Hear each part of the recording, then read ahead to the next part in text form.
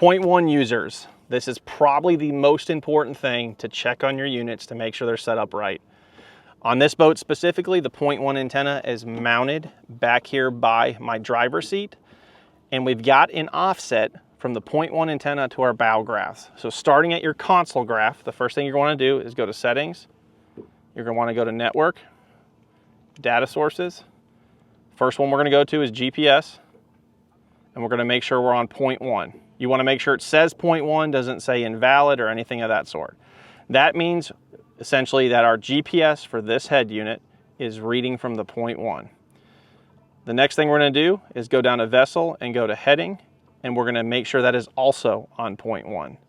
Now, what's really important about if you have a point one is out of the box, these source settings are going to be on global, which essentially means anything on network is going to read from the same place.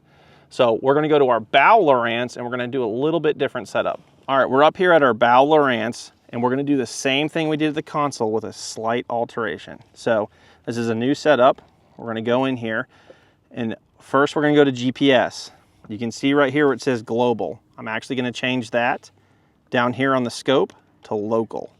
That essentially means we're telling this head unit to only read data sourcing locally and not via network.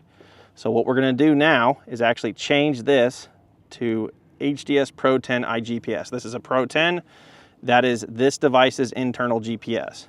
We're then going to go down to vessel, and we're going to make sure heading is actually on global, and it's going to read from the point one.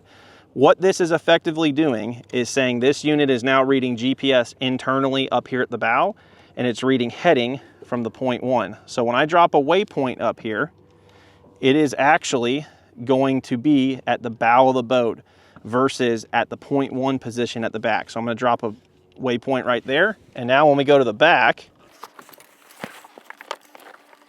you can actually see we have the offset from where we were at the bow to where it is back here.